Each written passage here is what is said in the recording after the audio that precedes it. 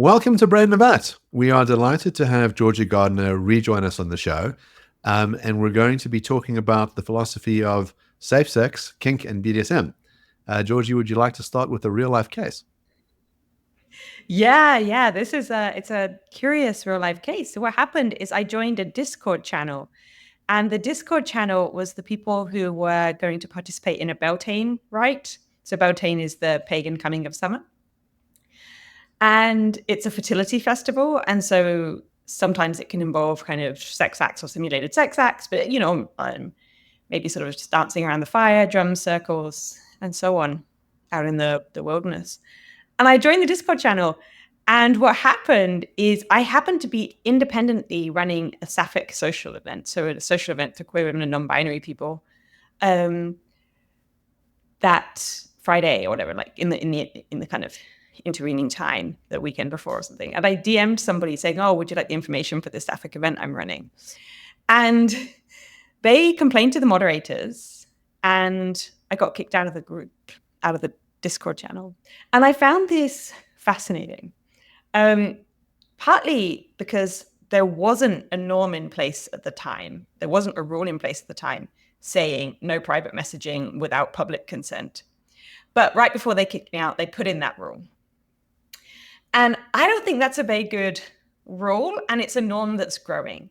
And it's especially growing amongst poly communities, like a lot of Facebook communities and a lot of countercultural groups will bring in these rules.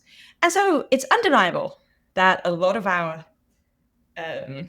social lives are increasingly within social media groups, Facebook groups, Discord channels, that kind of thing. And within those groups, the moderators have a lot of power. They have a lot of authority. They can kick people out, they can delete comments, they can invent new rules, and they can decide who else could be the admins, like the admins of the Facebook group. And some of these things can become huge. They kind of have a gay day type thing. I mean, it's become like a full-time job for at least one person. But it's not like they were it can be kind of random which of these take off. And it can be somewhat, not random, but it's a little bit mysterious who these people are who run them and what their values are and what their experience is. And so I'm really struck when they have these kind of authoritative rules, take on these authoritarian tendencies. And I think the no DMing, so the no private messaging, the no direct messaging, without receiving, first of all, consent in the public part, that's the rule that I'm getting at, that I think is a bad rule. So just to get that structure for people who don't spend a lot of time on social media, you have something like the Facebook group. So it might be like the poly community of Georgia or something like that. The poly community of Atlanta would have their Facebook group that people can join and chat about poly events or poly issues. If the people have put in the rule says you can't DM anybody else from the group, direct message anybody else in the group without first getting consent in the public chat. Now, that rule wasn't in place in the one that I got kicked out of, but I think that the rule, when it is in place, is a bad rule. And I can say more about why. So it seems like whenever we have sex-related stuff, so you've got groups about polyamory on Facebook, you've got actual polyamorous activities like polyamorous meetups, you've got monogamous sex in the bedroom, you've got sex parties, you've got swinging clubs, whatever the form of sex is, society has generated lots of rules around them. Some of those rules are explicit, some are implicit, but we have lots of at least norms about the way sex should be conducted and any talk about sex should be conducted. So for a very long time, even discussing sex throughout most of human history was seen as very impolite and not okay to do. And I'm sure we'll even get backlash on this episode for discussing sex. Why are humans so taken with the idea of regulating sex and activities that discuss sex? Yeah, it's funny. I wonder if there's a little bit of something like FOMO, like fear of missing out. That people don't want to think that other people are having a better time behind closed doors, or that they don't want to sort of discover that they're doing it wrong or in a way that's kind of, like missing out. And I think we all, like a lot of people have a fear that other people are having like more sex or better sex or something like that. And so a lot of kind of embarrassment and shame and stigma has arisen partly for that reason. But I think it's really unfortunate because I think there are strong feedback loops between misunderstandings, misconceptions like ignorance and stigma, and then further harms. And then it's like, because people misunderstand things, it's stigmatized. Because it's stigmatized, they don't understand it in these vicious circles. And then also harms both come in directly because of the misunderstandings, because people don't know about STI vaccines or STI testing or something like that. And because of stigma itself can be a harm for things like polyamory or gay sex, for example, I work on things like paganism, so tarot and witchcraft are stigmatized, and the stigma is a harm. So what's interesting is that we grew up in societies where it was typically conservative Christians who took the view that you don't talk about sex at the dinner table. It's unconscionable. If you do it, it must be done in the right method. And then you have all of these supposedly wild-hearted libertines, are saying we can change the boundaries of the traditional rules. You don't have to like marry one person. You can be in these simultaneous relationships, and we've got all this relationship anarchy, and it's going to be fun and exciting and sexy. And then it gets highly constrained, that you have, well, there's only a certain way in which you can, be in this community. And we think that if you, don't abide by our rules and use the correct terminology or whatever it is, we're going to, kick you out. And it sort of looks a little bit Amish, it's like, well, you're not one of us anymore because you said a bad word or whatever it is.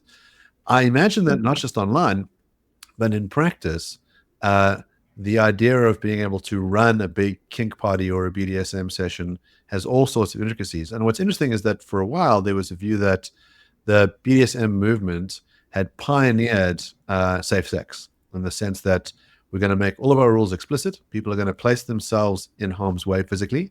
You're going to dress up in leather and someone's going to beat you, and it could hurt. And we'll have a whole bunch of rules in place so people kind of understand the risk in advance and then can consensually engage.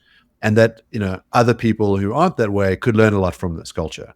And I wonder if that culture has sort of been taken over by the school moms, and that the reason why, the people are there is that their kink isn't in the sex.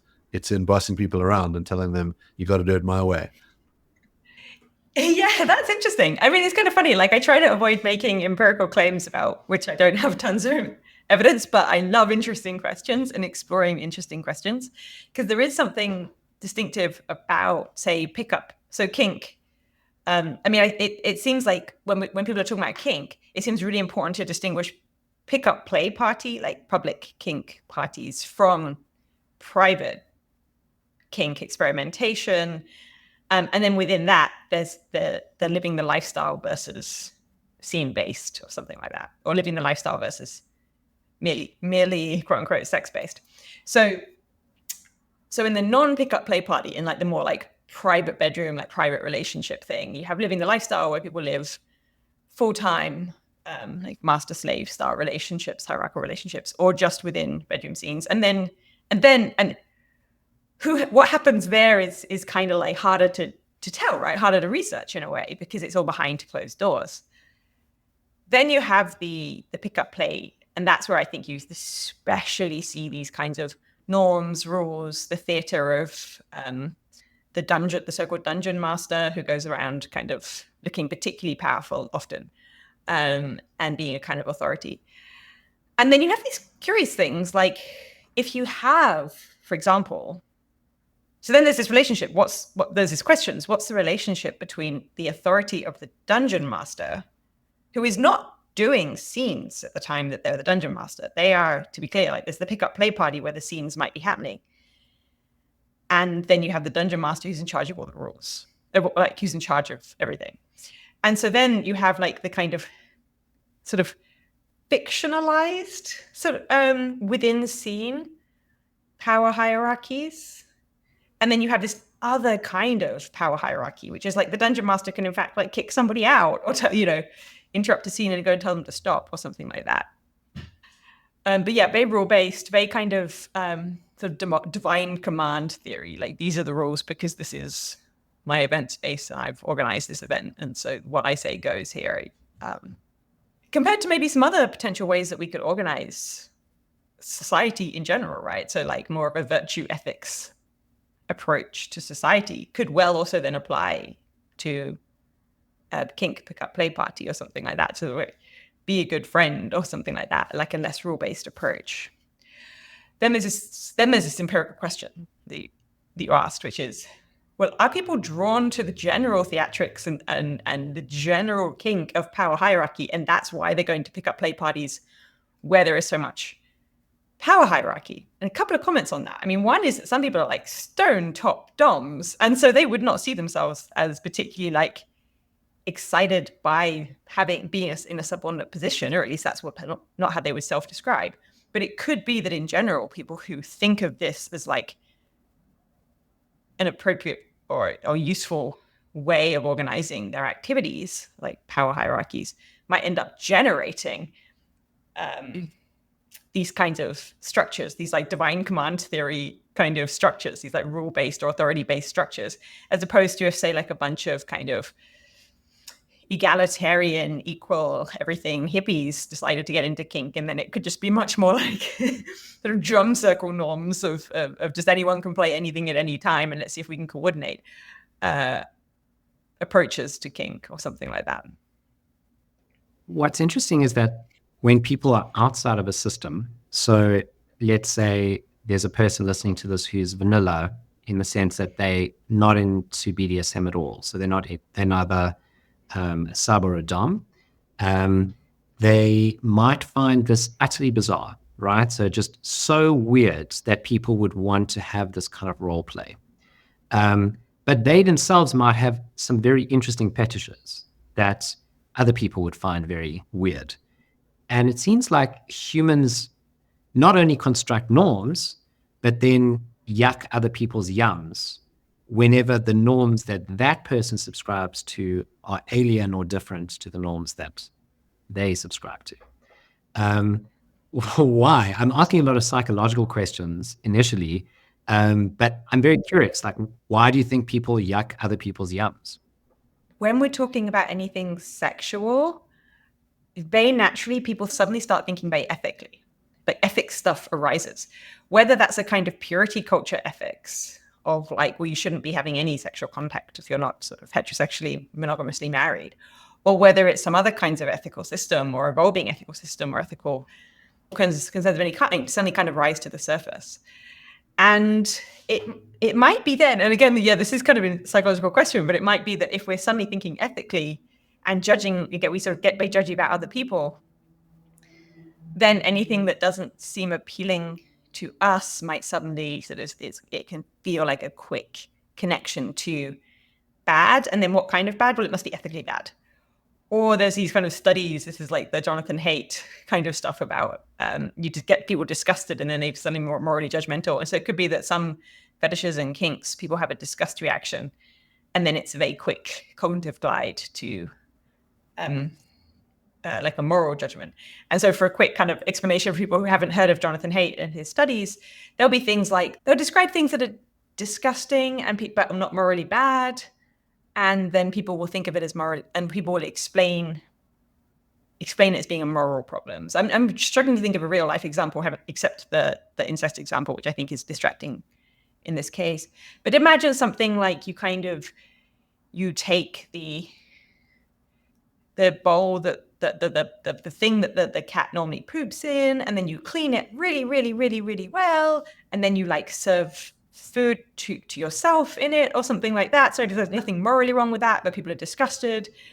People think of a moral problem with it. Is that those kinds of studies? Or you put people in a more disgusting room, a room that's where the participants of the experiment are answering moral questions, but the room around them is covered with like old coffee cups and sort of grimy, and people will be more morally censorious in those cases. So again, that split between being disgusted and then being morally judgmental.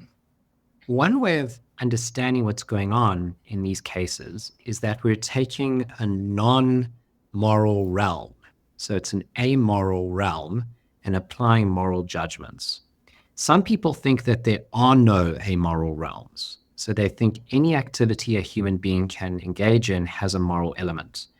And Mark would be one of those people, but not because he actually believes that, but because the ethical theory he subscribes to it implies that. So Mark is a deontologist, and Kantians are very famous for believing that everything that a human being does is either right or wrong, and it's either permissible or impermissible.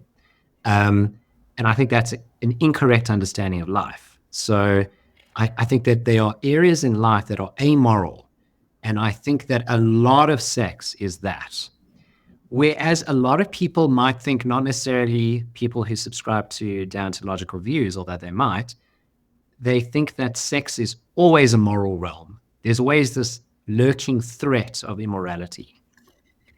Yeah, it's so funny when you started by saying, oh, well, he subscribes to an ethical theory that's going to entail that everything is ethical. I was just ready for you to say utilitarianism, because that's totally how I thought you were going to finish a sentence. Because I thought, if you're a utilitarian, then like whether you finish your painting with lots of putting a blue parrot or a green parrot, well, it might be that like people will find it more beautiful if you put a blue one, and so you should put a blue one because finding something beautiful will increase pleasure. So like utilitarians are the ones who have the kind of consequence that everything is ethical.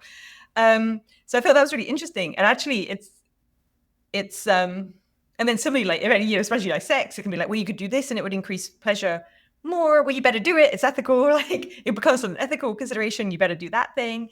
And I have somebody who's they're writing a book about the ethics of sex. And they found my work on how actually the same work that we talked about last time when we were talking about love and limerence and sexuality, about shaping sexualities to become queer over generations. So kind of sort of quote unquote engineering ourselves or our culture to be more queer as opposed to fully straight or fully heterosexual as individuals. Have a high proportion of queer people. And he was like, well, I think this is like, you can refute this because if you're a utilitarian, we should all be coming as queer as we can and be having as much sex as we can. And I thought, that sounds like if that's a refutation, if anything, that is a refutation of utilitarianism. Not my view. Because you could say the same for like polyamory. Well, we should all be polyamorous and be having as much sex as possible on the utilitarian view. And it's like, well, that's more of a problem for utilitarianism than polyamory. And the same for like everything else, right? But yeah, so I think there's this question of like, is it an ethical realm at all? And then if it is a ethical realm, do we understand our ethical realm or ethical assessment as being purely like good thing, bad thing, or permitted, not permitted, and then obligatory, versus these other kinds of kind of ethical questions? So my own approach tends to be virtue theory based. So like, well, it would be better if we did this, or we could encourage this kind of social conduct, or we could cultivate our own characters to be more open to these things, or we could sort of assess, we can look at this and be kind of regretful about these aspects of it and be optimistic about these aspects of it. So even if a lot of stuff is ethical, even if a lot of things are ethically accessible, that doesn't mean that suddenly a lot of things are like permissible or impermissible or obligatory. And then we could also ask things like, well, suppose that everything is in the ethical realm, or everything sexual is in the ethical realm. How demanding are those ethical constraints? And how bad are they if those ethical constraints are violated, right? So like, if you have something like a polycule, which is just a fancy word of saying like a relationship with a sort of romantic or sexual relationship with more than two people in it. And then there's like, so you have like the hinge, like a woman who's dating two other people, let's say a man and a woman, and then the man is trying to make it into like a trying to initiate a threesome or something. You might be like, well, that was it's like beyond the boundaries. That wasn't really what was set up. But it's like, is it really bad that it happened? Just because it's like not great. It's also like, it's not a big whoop. Somebody tried to have sex with somebody else. That's not, we don't have to like have a moral panic about that. Even if it's in a polyamorous context, or even if it's in like a gender minority context, and so on and so on. So I think there are these questions like, is it an ethical realm? How demanding is the ethics? And then how bad is it? Well, I mean, I have to say, I must be a voyeur because I watch watching you fuck Jason after he tried to fuck me was just delightful. But on the topic, it does seem that stakes matter, right? Trying to get a sense of like how high stakes is this endeavor, and it seems that we get two different signals.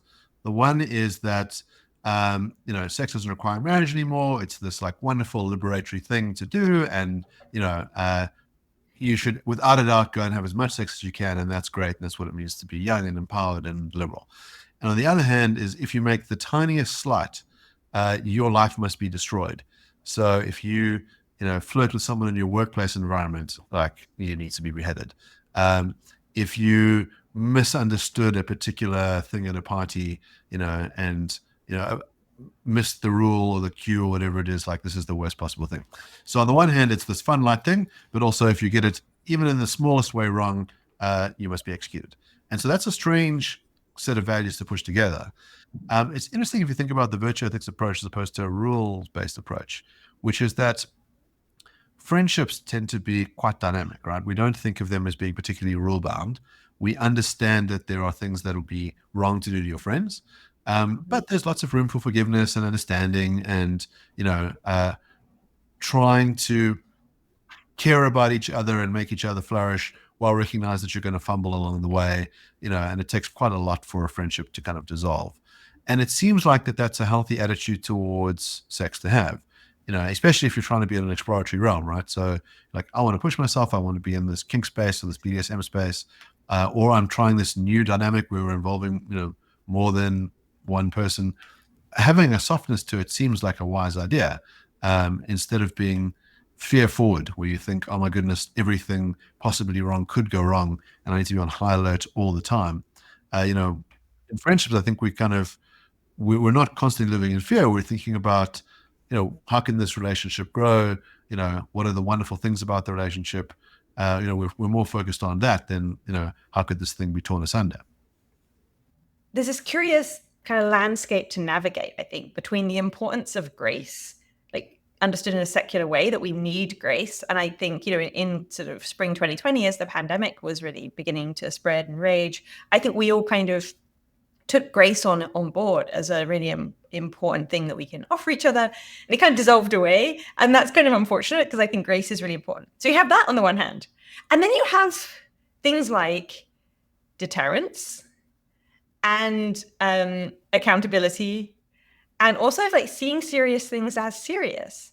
And they can be sort of, I think it's quite a difficult project of life to understand how to bring those things together. So to give oneself grace for certain kinds of failings, like failing to be on top of one's, work obligations, or failing to sort of be whatever it is, giving yourself grace, but also like changing, right? Like it kind of moving beyond those failings. And then that's just for oneself, right? And just with things like work obligations, which although can feel like a massive, massive moral failing, or also, it is ultimately work, right? And we live in this kind of late capitalist kind of time where we sort of think of work as so important to our ethics and identity, but actually it is nonetheless still work.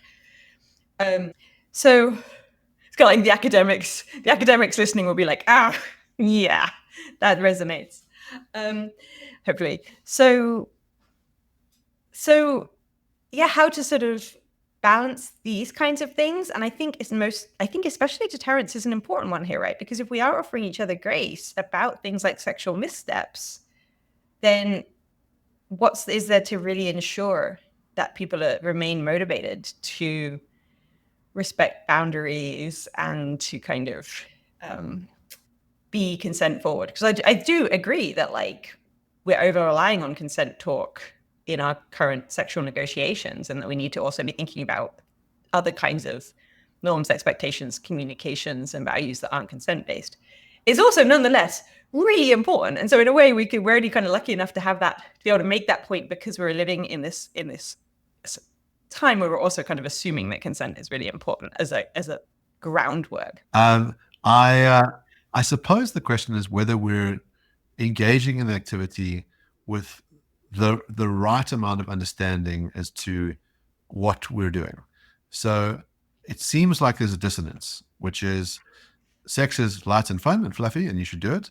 And also it's super serious and you can ruin your life if you do it wrong. And that's a hard balance. And so it seems that we've got these two norms that are growing. And is there a way to reconcile it? Do we need to abandon the one? I mean, the one route is to say, yeah, sex is a really serious thing. You should have major rules about it, and you shouldn't engage in it willy-nilly. You should basically wait until you're married, And the other one is, no, sex is kind of like all these other pleasures, and occasionally people are going to mess up. So, if you're on a sports team and you're roughhousing with each other, you're doing it because you think sport's fun, and occasionally one of you is going to break your elbow, and that's okay. Like, bad stuff's going to happen when you engage in pleasurable activities. It's not the end of the world. Like you'll expect that the person probably wasn't trying to break your elbow, that it happened because, of the game. The same way that we can get emotionally hurt in relationships, there's a sense in which you can say, well, that's part of the cost of entry, and we should be loud about it. But trying to combine both norms might be disastrous. So I think that's such a good analogy, sport and sex. It seems like most of the time when sport's happening, it's a moral-free zone. So we had a previous guest on the show, Stephen Kirshner, who takes this position that sport is a moral-free zone. So, for example, he uses this to discuss whether trans women should be allowed into women's events. And he says, absolutely, that's fine. If that's the rule you make, then arbitrarily trans women should be allowed in because it's a moral-free zone. There's no morally right or wrong way of playing the sport. There's just the arbitrary rules that you generate and then go. So there's fairness or unfairness is not an issue. Morality is not an issue. But you can imagine in sport that sometimes something happens and then suddenly it does become a moral issue. So you can imagine, for example, two teams are playing a rugby match. In South Africa, we play a lot of rugby. It's a version of American football that's a little bit different. And it can become quite violent. And let's say it becomes a bit too violent. And one of the players goes and snaps another player's neck on purpose. Now, suddenly it seems like morality has entered the equation. Something wrong has happened that's outside the borders of the game. It's not just wrong because it broke a rule in the game. I don't know if there's a rule in rugby that says you can't snap another player's neck, but I assume you can't. But it's not wrong for that reason. It's wrong for a moral reason. And you can imagine in sex the same thing happening. Most of the time, provided certain background conditions are met, the sex is a moral-free zone. But when certain things happen, it becomes a moral issue. And that's, by the way, to defend utilitarianism, that's how I think the utilitarian has to understand things like sex and sport. So yes, there will be technically some answers to the question, if you play the sport this way versus this way, it will be more pleasurable or less pleasurable. Or if you have sex this way versus that way, it will be more pleasurable versus less pleasurable. But it's not that to ask that question would be to be asking the wrong question. There's some other value at play in those situations, which is to play the sport well, to enjoy the sex in a non-utilitarian way. It's to have good sex. And that's what's operating. It's hard for me to really fully sort of get on board with the analogy because I think it's a realm where people are interacting in these ways, especially interacting in these ways that bring up a lot of emotion and vulnerability. And so I can't help but think it's like very moral because it's to do with like care and respect and checking in. And whereas maybe sports, I think, sports, you can kind of, the norms are so strong that it's almost like a freedom from having to worry because in fact, although it's still way moral because it's like all that stuff, like you're interacting with people, the emotions are involved. You just follow the rules and the norms and it's like a freedom. It's like a cognitive freedom. You don't even have to think about it anymore. You're saying that, but sport can be very emotional, extremely emotional. I mean, if you've watched those Olympic athletes, they break down in tears at times. Yeah, good. No, this is kind of what I'm getting at, I think, is that it's like, people are very invested. I mean, people can get injured. Sports can be very dangerous. People are invested in winning. One's livelihood and so on. It can be at stake.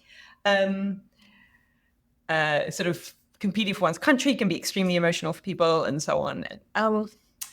But it's really, there's loads of rules, and the rules are a kind of barrier, so that between worrying about other people's emotion, like a barrier between like other people's emotions and other people's well-being and what you're up to, in a way that's kind of refreshing and nice, because the rest of society is not really like that. So you can kind of just do your sport as well as you can and focus on that. And as long as you're following the rules, you don't have to worry about whether it's thereby really going to upset other people or something like that.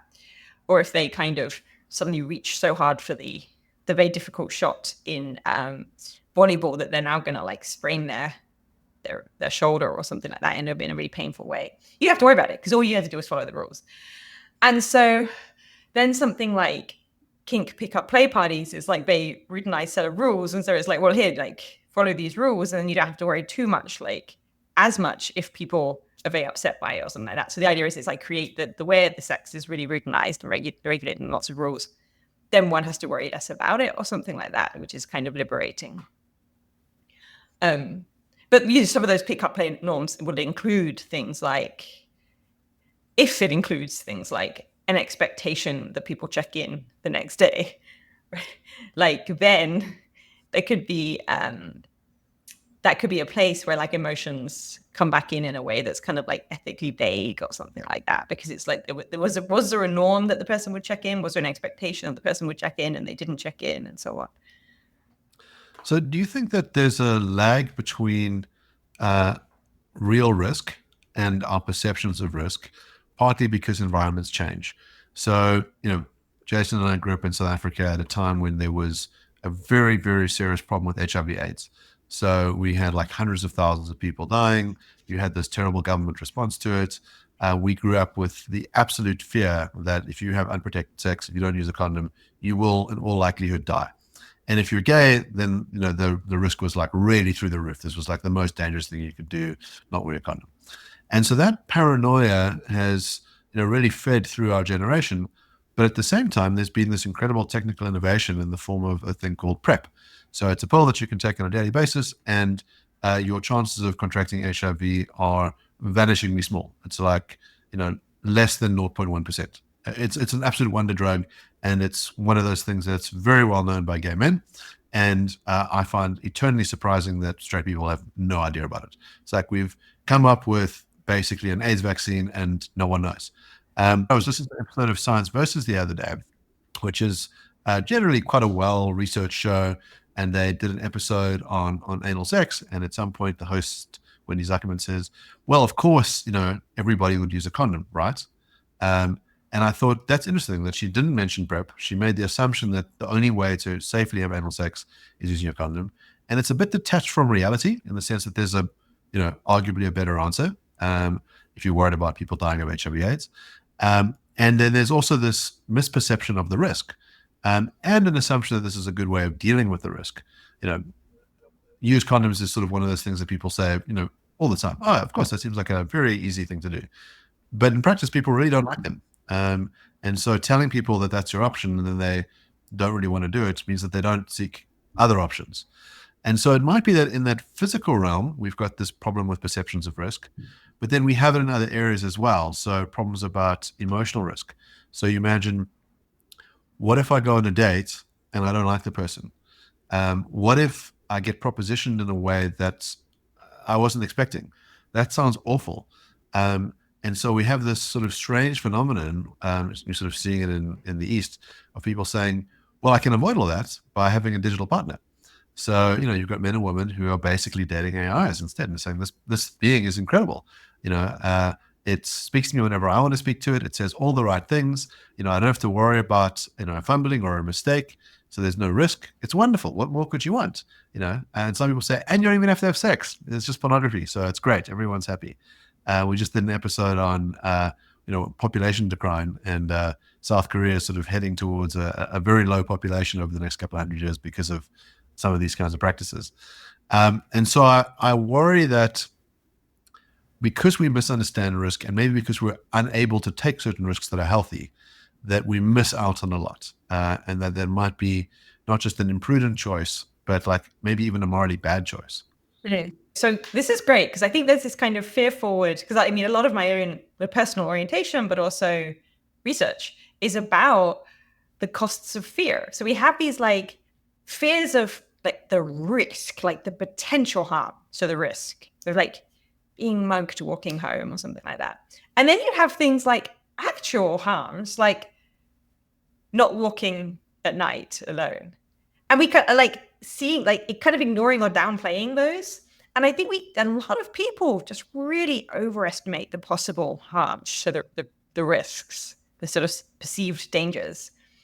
And then thereby ignore things like the actual costs, the actual harms of never traveling or not traveling alone or not walking at night or not feeling kind of sexually free or not asking someone on a date for fear of being rejected or something like that.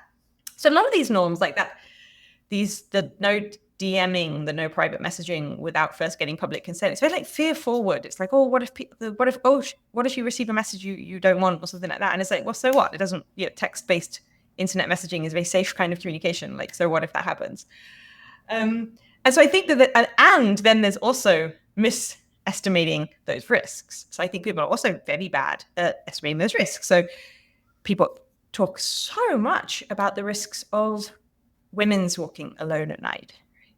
Women walking alone at night are safer than men walking alone at night if what you're worried about is something like stranger danger, getting mugged or something like that. Men are more likely to be attacked. But also, so then you have like misunderstanding the risks. And then you have, well, what do people do about it? They get walked home by like an acquaintance, like a chaperone they've just met. That's probably the riskier decision, right? Because most sexual violence is acquaintance rape. If you meet somebody, you've just met somebody at university, just started university, and then that man walks you home, that person is more likely. Unfortunately, right, this is a really, really hard thing to get one's head around, like that the idea that it's the men that are your acquaintances in your life, like relatives, friends, people at the parties that you go to, that they're the perpetrators of, that they're the sort of more likely perpetrators of violence is just like too hard to wrap one's head around, which is part of how we have these perpetuating myths about acquaintance rape. So yeah, this kind of misunderstanding of the risks, partly because of not keeping up with technological change. So things like the doxy PEP and PrEP and these kinds of innovations with respect to STIs. And then partly also that kind of stigma and then not looking into it.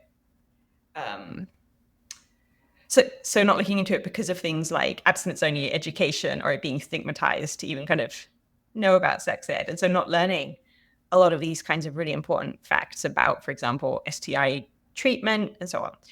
So if you look at something like, and then maybe the third factor here is a culture where we understand education as something that's formal. So formal contexts of like, you're in high school, you're primary school, you're college, and then done, education is done, as opposed to like this lifelong thing of find out for yourself then. Like if there's been innovations, like if the HPV vaccine has come out since you graduated high school, so you didn't learn about it in high school, well, you better like learn about it as an adult, because we need these kind of informal educations of just people finding out and people talking and telling each other and so on. Attending workshops even as adults and so on. So yeah, so for example, so this is back to that stigma and how risky, how like stigma itself is harmful and stigma itself is risky, is if you look at something like HSV rates. So many people have HSV. So that's HSV, it's two kinds, HSV1, HSV2 is better known as herpes. So many people have it that they don't even test for it. That in the standard test, if you come back with standard tests, all negative, then you could well be carrying HSV1 and just not know it. And probably one is, like the percentages are 67% worldwide. And then this is a really huge range. I think adults in America, 50 to 80%, or it might have been 40 to 80%, but a huge range. Part of why it's a huge range is that people are not testing for it. People don't know about it, but this is far worse. So of the people that have HSV2, which is the one so HSV1 is the one that's typically located in the oral region, the mouth. HSV2 is the one that's typically located in the genital region, although both can be both places. HSV2 is less common, but they estimate that 90% of people that have it don't know that they have it. And partly because it's like stigmatized, people, don't want to know about it, they don't want to learn about this stuff. But this is particularly bad because it's usually transmitted through flare-ups. So it's that when people have a flare-up, that's when you're at most risk of transmission. So if people don't know they have it, they can't monitor for those symptoms. Or if it's so stigmatized that people don't admit it, then they can't sort of explain to their sort of, new girlfriend or boyfriend or something, oh, we actually can't have sex right now because I'm having a flare up. There's so much fear that it's like, oh, that person might then like break up with them. Like it's a deal breaker for the relationship. But these things are actually extremely common. It's just that most people are not very open about them. And these things are very tricky to figure out what to do about. So I think Louisiana might have a rule. I live in Louisiana, New Orleans, Louisiana. I think it has a rule that if you have HIV and don't disclose it, and then the other person gets HIV, then you can be criminally culpable, for example. But then that rule has led to people not wanting to get tested. So rather living in ignorance so that they can't be found culpable of this particular law, for example. So yeah, I mean, those are like a few things having to do with like how much people both misunderstand, perhaps sometimes deliberately misunderstanding these risks, and both STI risks and also personal danger risks, like stranger danger risks, partly through stigma, partly through culture of not educating themselves, and partly because of technology has developed and people are not keeping up with that. Yeah, I find it fascinating how people weigh relative risks of two different activities. So people will say, I would never have unprotected sex, or I would never have sex with a stranger because of the STI risk. But they will go into a crowded party and risk getting flu, which is very dangerous to a lot of people. We don't have a law that says that if you enter a party knowingly with flu symptoms, and you transmit that flu to someone else who has asthma and dies as a result, then you're morally culpable. And that seems like, firstly, an objectively much higher risk. And secondly, not something we seem to care as much about. And it's often the very people who care enormously about getting STIs that don't care about other kinds of transmissible diseases. That's the first thing I want to say. The second thing is you mentioned doxypep, which is a relatively new intervention compared with PrEP.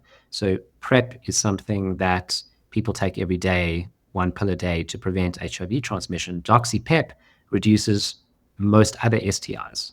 So the big ones, gonorrhea, chlamydia, and syphilis, so bacterial infections, and is taken after sex and reduces transmission rates somewhere between 60 and 90%, depending on the study. That's for the individual involved, but when you look at the community, it has an enormous protection when everyone's using it.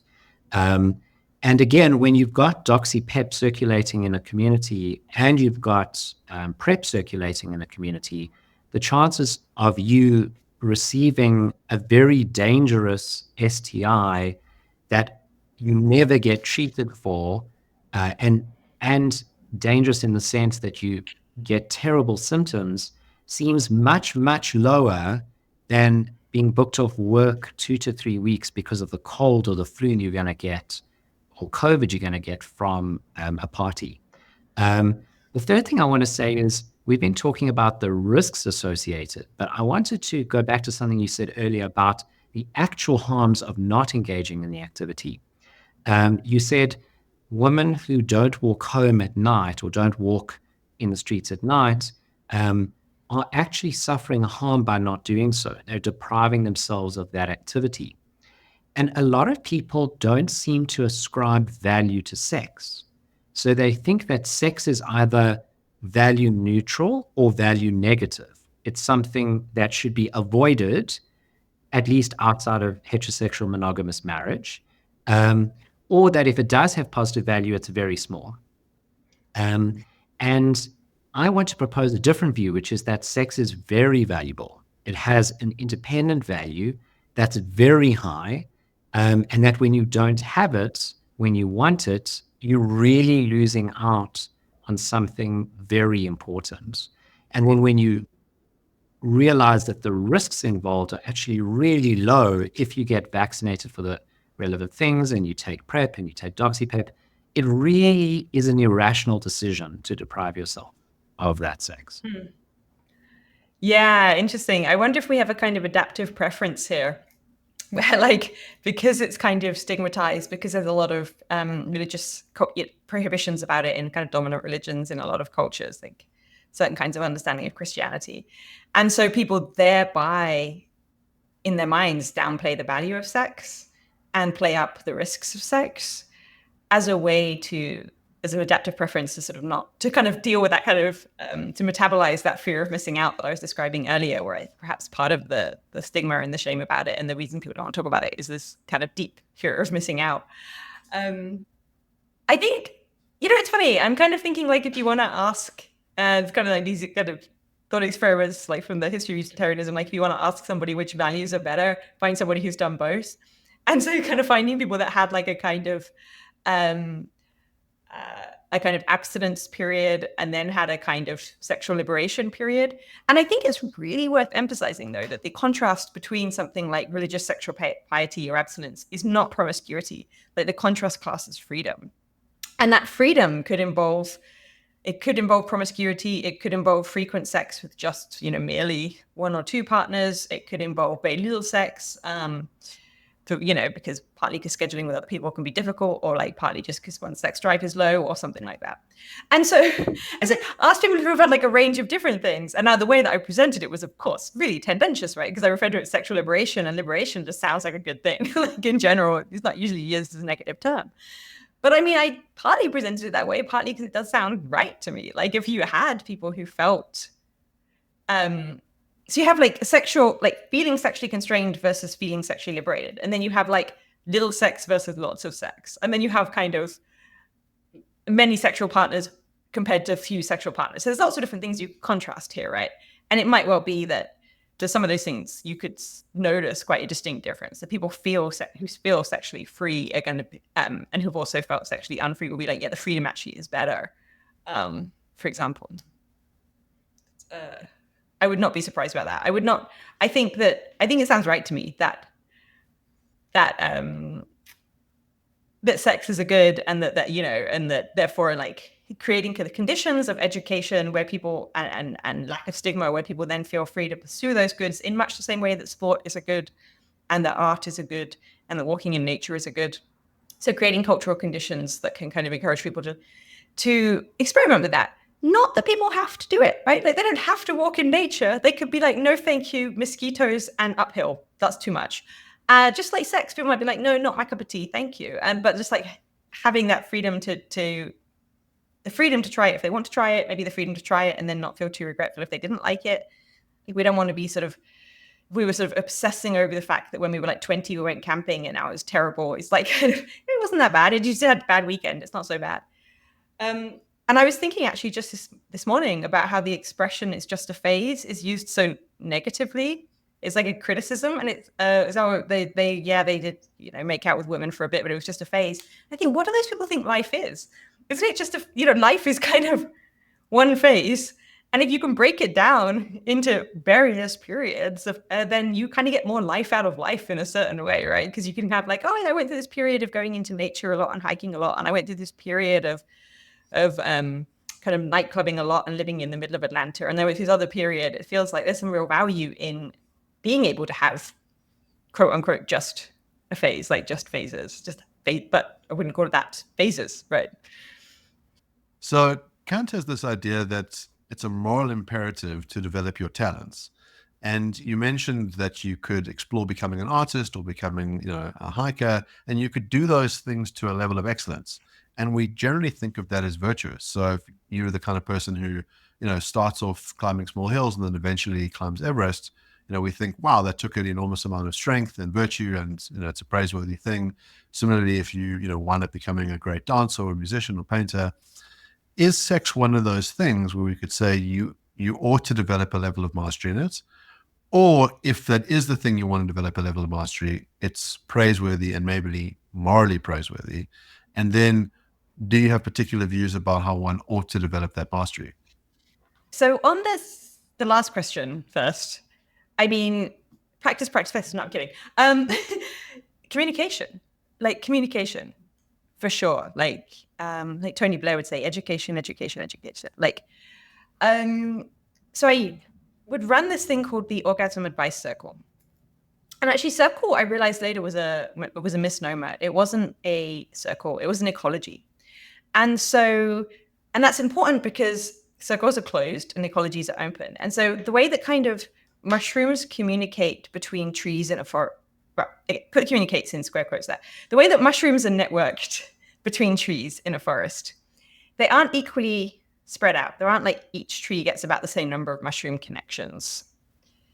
They instead work like airport hubs. You have the big ones, the big old trees with loads of mushroom connections, much like you have the big airport hubs like Chicago, Newark, Atlanta in America, for example, Charles de Gaulle Airport in Paris. And then it's a much more efficient way to connect up networks, to have it that way, to have this kind of uneven distribution in an ecology. Like just with the airport hubs and mini airports, local airports, so with mushrooms connecting through trees, and so I think also with this orgasm advice circle. And so the way that it sort of evolved was that I would have a lot of conversations with people about orgasm, especially orgasm advice techniques, advanced orgasm techniques, most especially focusing on vulvas, but not just that. And so I would really, at different levels, I would like be doing kind of fairly basic explanations of things like G-spots to some people, pretty advanced discussions of like exactly how orgasm works or exactly how to communicate about the location of clitoral wings and how to stimulate clitoral wings to other people and so on.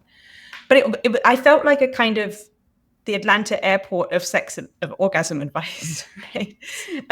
Not orgasm, I'm far too busy for that, but like orgasm advice, like talking to people about orgasm.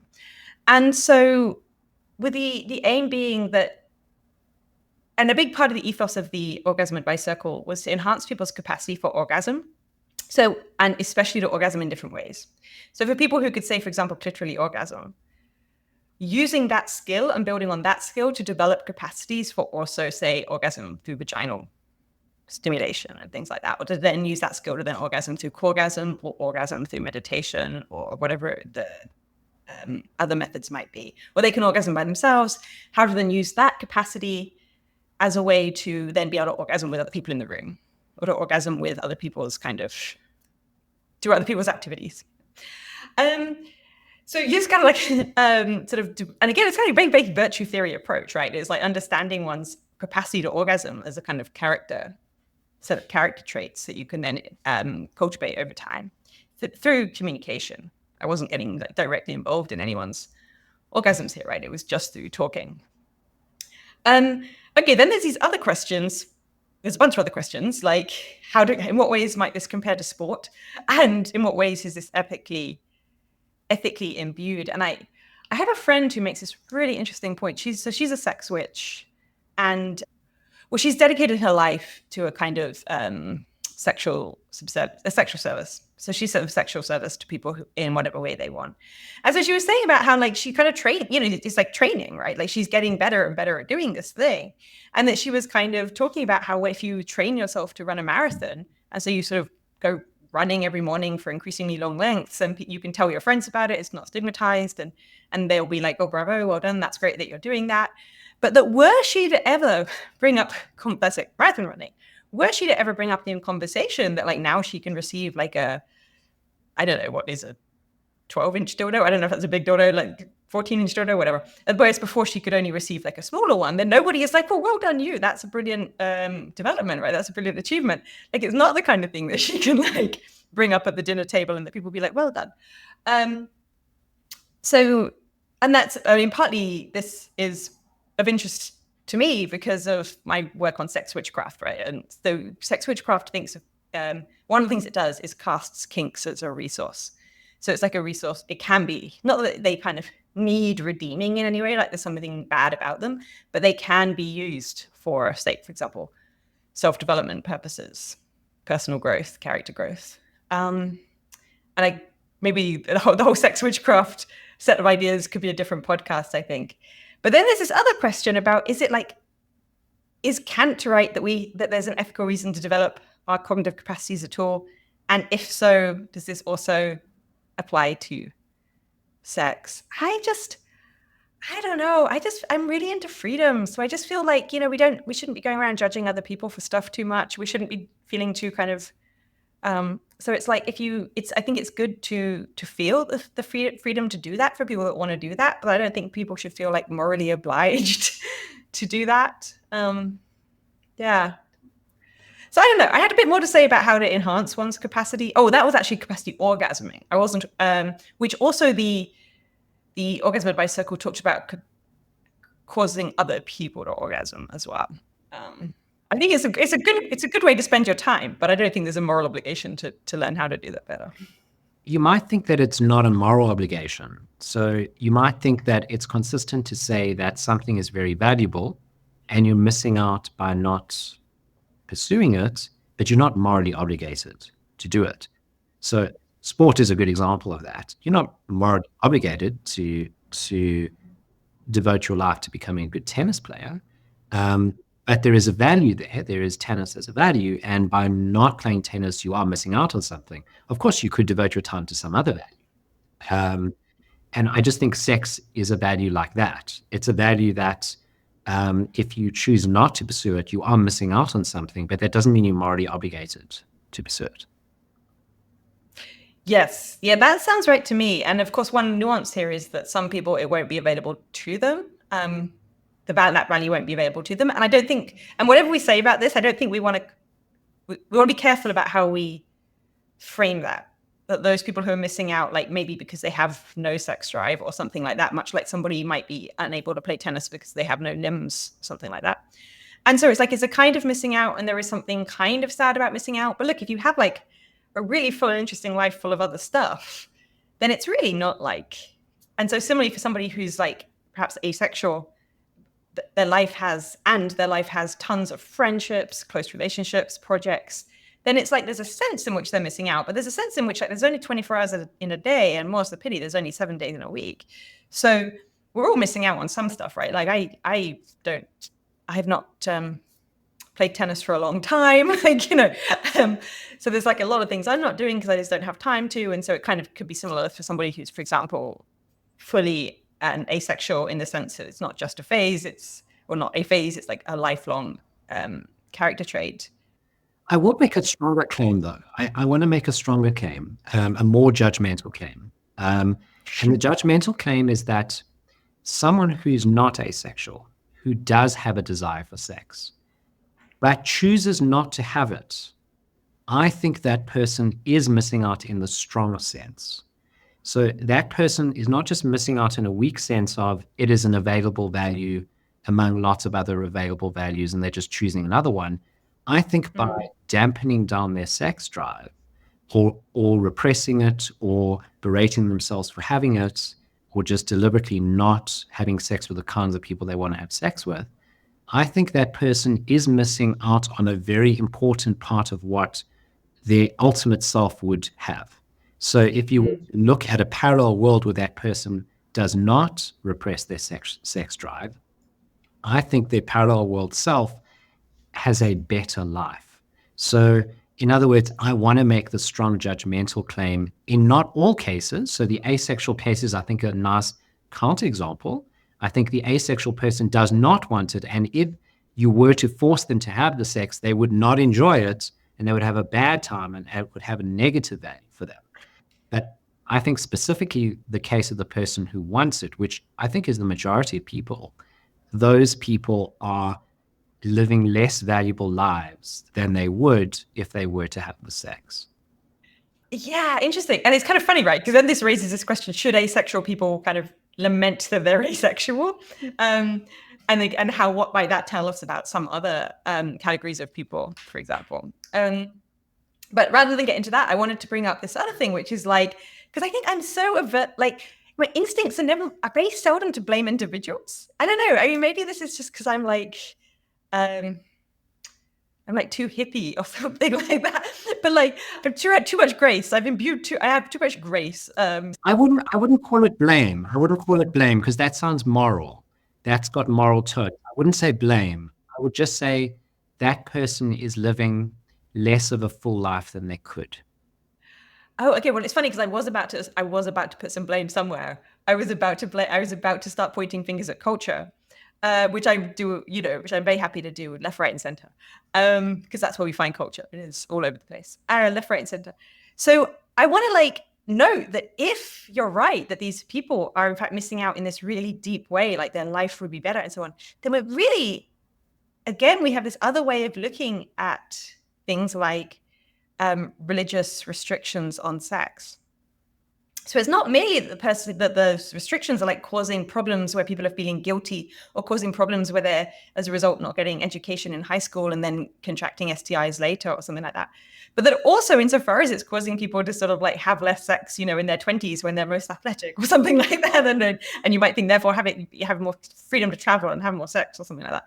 That actually there's also these other costs of missing out, not just the costs of things like guilt and people having to process that. And then also we can look at how could societal norms change? So I love thinking through conceptual innovation and social norm changes. And so we have all these things like right after people break up with, often, not everybody, of course, but right after people become widows and right after people go through breakups, they suddenly are really keen on the idea of having sex, like fairly casual sex. Like a lot of people, there's a term for this for the widows. It's called a widho. Like ho there is like ho.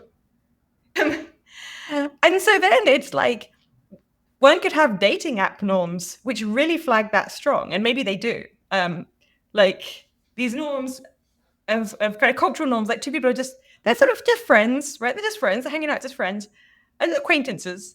And then one of them breaks up and it's like, do you want to have some like casual sex right now because like this weekend because I predict that now is a good time for you to be having casual sex, or like kind of this kind of flagging and signaling, and also just better education and understanding of that kind of thing. So if somebody is going through that widow phase, like the widow phase of promiscuity, they might misinterpret what they're doing as like, oh, was I just like not actually that sexually satisfied in my marriage and now I'm free? It turns out that I actually, for the next 20, 30 years, I'm going to be this sexually active on a Friday, Saturday night, and twice on Sunday. Like, so misunderstanding what's going on as opposed to interpreting it as, in all likelihood, this particular phase that occurs so frequently that there's a word for it. And so I think, again, there's kind of, if people are talking more about sex, understanding more about sex, and then as a result, having better self-understanding and being able to conceptualize themselves more accurately, which of course comes back to the theme that we talked about last time about self-conceptions about sexuality and polyamory and so on as being really valuable. Well, Georgie, this has been an absolutely wonderful conversation. And if you are a sex warlock or a widho, we want to hear from you in the comments. And we have a little experiment in mind, which is that I suspect that some of your comments are going to get banned by YouTube, but not by Spotify. So give us your sauciest comments on both platforms and let's find out where you get banned.